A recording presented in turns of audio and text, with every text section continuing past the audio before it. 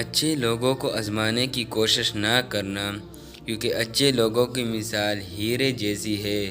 جب تم انہیں ٹوک کر مارو گے تو ٹوٹیں گے نہیں، لیکن پھسل کر تمہاری زندگی سے دور چلے جائیں گے۔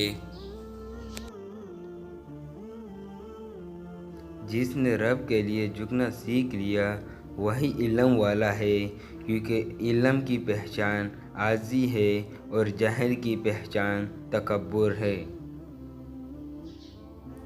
ہر شے کا ایک حسن ہوتا ہے اور نیکی کا حسن یہ ہے کہ فوراً کی جائے۔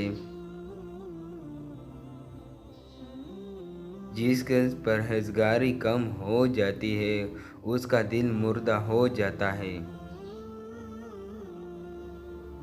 ایمان کے بعد سب سے بڑی نعمت نیک عورت ہے۔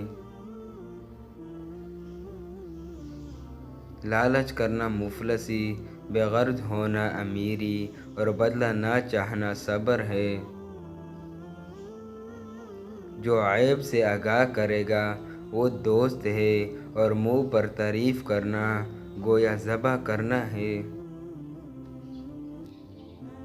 ہم حرام کے خوف سے 9 حصے حلال بھی ترک کر دیتے ہیں۔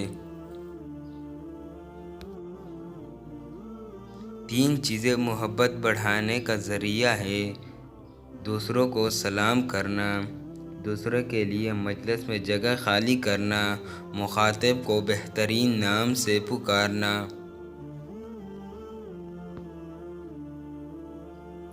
بڑھاپے سے پہلے جوانی کو اور موت سے پہلے بڑھاپے کو غنیمت شمار کرو۔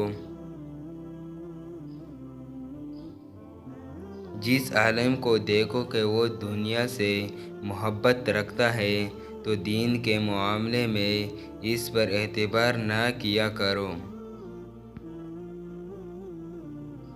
ہنسنے سے عمر کم ہوتی ہے اور انسان کا رعب ختم ہو جاتا ہے۔ بدکاری کی کثرت سے زمین میں فساد پیدا ہوتا ہے، زلزلے آتے ہیں اور حکام کے ظلم و ستم سے قحط واقع ہوتا ہے۔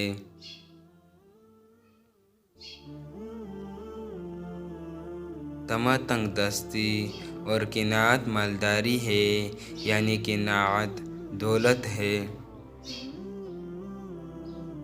جو شخص خود کو مقام تہمت سے الگ نہیں رکھتا وہ بدگمانی کرنے والوں پر ملامت نہ کرے۔ انسان صوم و صلوات سے نہیں بلکہ معاملات سے پہچانا جاتا ہے۔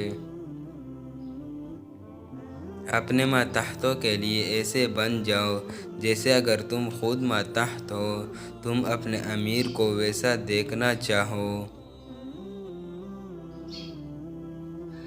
حسن اخلاق اور پاکیزہ کردار کا معیار یہ ہے کہ لوگوں کے ساتھ تمہارے معاملات کیسے ہیں۔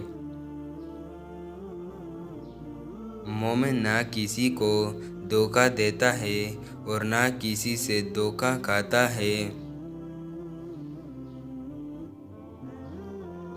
نیکی کے عوض نیکی حق ادائیگی ہے اور بدی کے عوض نیکی احسان ہے۔